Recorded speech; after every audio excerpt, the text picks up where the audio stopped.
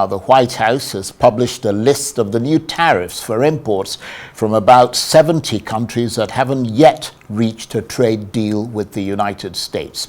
Most of the measures are due to come into effect in 7 days. On the eve of the tariff deadline, President Trump took to social media to proclaim that his controversial trade policy was already making America both great and rich again. His original announcement of plans to upend the global trading system was accompanied by the promise of 90 deals in 90 days. Yet 4 months later, bilateral accords appear to have been reached with only around a dozen countries and the EU. Of those, the only deal to have actually been signed is with the UK. China and Canada have criticized the US moves to impose fresh tariff rates.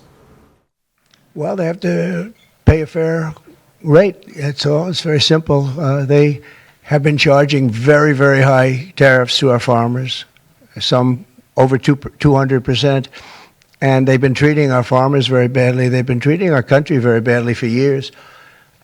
They want a lot of things from our country, and for years we did it. We basically protect them with our military. They spend very little money on their military, as you know. President Trump. Well, for more on this, I'm joined now on the line from New York by the markets reporter at Business Insider, Jennifer Saw. Good to see you again, Jennifer. So relief for some, but are there any winners in this latest move by President Trump to impose fresh tariff rates on imports from across the world?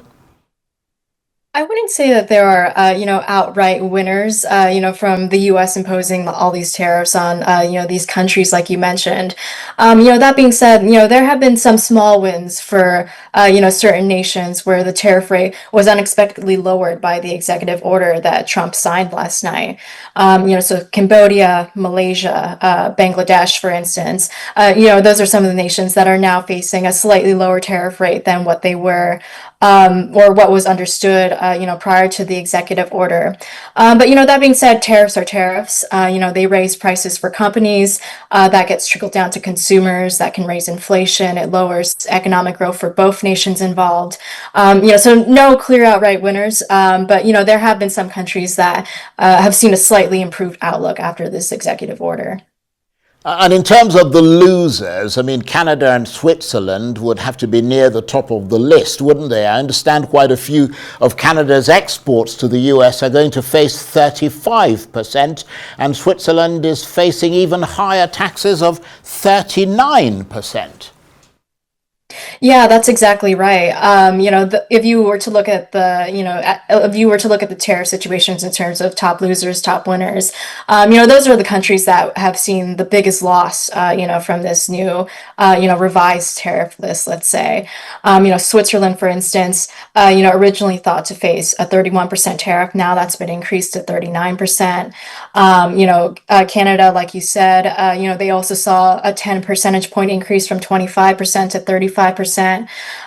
So to markets, it's a very clear message that Trump is sending here.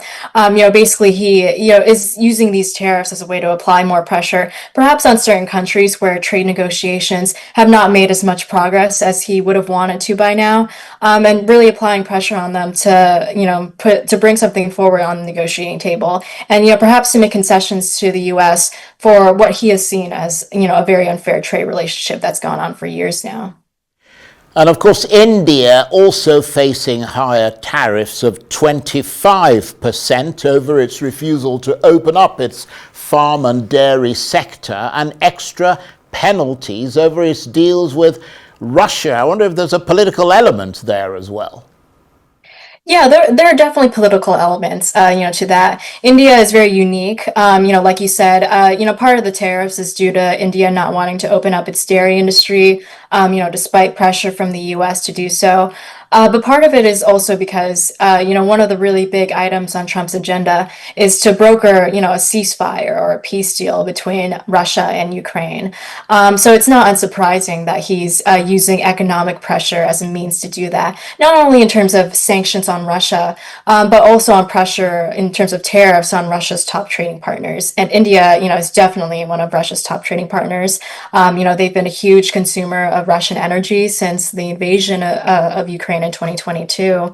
And yeah, so, the political motivation in terms of India is definitely there. And it's interesting, well, there's always another deadline, isn't there? I mean, today was supposed to be the final deadline, and we get the rates today, but there's still another week for negotiations. Yeah, it's funny that you mentioned that. It's definitely a very weird dynamic. We've been hearing for weeks from the Trump administration that August 1st is the hard deadline. There's no wiggle room. The tariffs that are there by August 1st are the tariffs that are being set. And come to find out when you look at this executive order that the updated tariffs are not swinging into effect until August 7th, which is next week. And that's partly Trump's playbook when it comes to negotiating with these countries. Kind of having like this very hard deadline and then a softer future deadline. As a way to apply pressure to these countries to bring more to the negotiating table.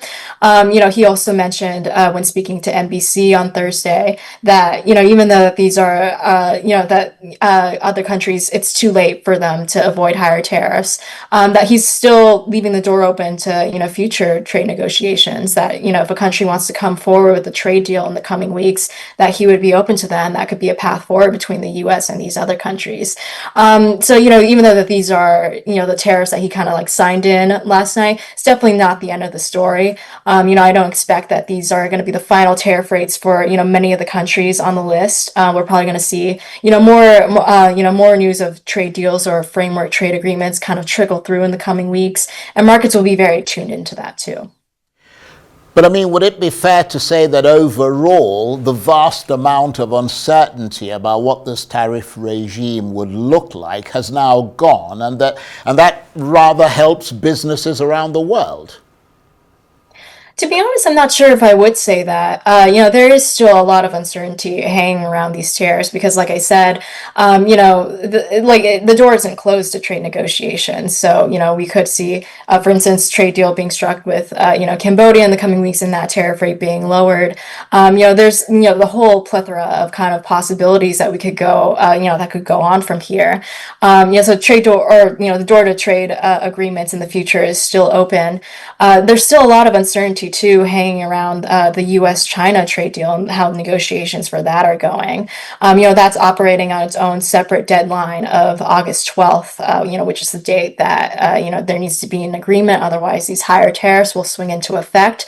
But the base cases on Wall Street is that deadline is going to get pushed out as well. Due to China being such a critical trading partner to the U.S. So we have uncertainty over China. And there's uncertainty lingering around this idea of, is it even legal for Trump to implement some of these tariffs? We're still waiting back to hear from the courts on that decision, but possible that a decision from the courts, could dramatically, upend the whole trade situation. So there's still a lot that markets will need to monitor in the coming weeks, and those are some of the things.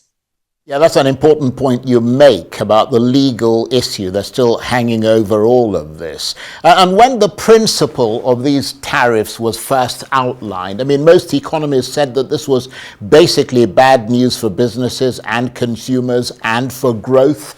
Is that still the general professional assessment, that these tariffs are bad news? That is very much the professional assessment.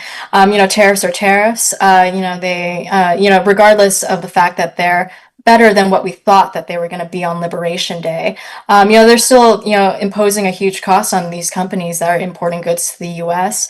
That gets trickled down to, like I said earlier, to consumers.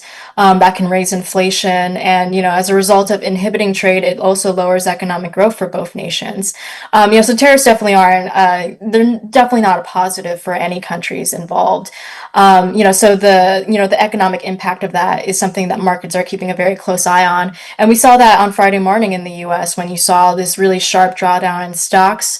Treasury yields were on the rise, and it's partly because investors are beginning to take a little bit more seriously, the potential for higher inflation and lower growth. Well, I was going to ask you what the indication is from the markets and what they're doing in response to all of this, but I think you've kind of answered that. So let me ask you this. Given that these latest tariffs appear to be less aggressive than what President Trump had originally threatened. Is the risk to the global economy now less? Technically, yes. Like for example, if he were to stick with these higher tariffs on Liberation Day, many banks, on Wall Street were forecasting, that we were going to enter a recession if he had stuck to those original tariff levels. So in that sense, the risk is definitely less. That being said, though, it's important to note in 2024, we weren't expecting any tariffs at all, until Trump started to, kind of lay out the foundation for his trade policy over his second term. The average effective U.S. tariff rate prior to him, signing this executive order, it was hovering around 15%. And, that level already, is the highest level in nearly a century for the U.S. in terms of its relationship with other countries. So the risk is technically less, but, that's not to understate, the impact that this could have on the overall global economy still. It's going to be a very stark change in terms of what we expect from now on, as opposed to what we were expecting in 2024. Jennifer, thank you very much indeed. We're much the wiser from talking with you. Jennifer Saw is the markets reporter at Business Insider, and she was talking to me on the line from New York.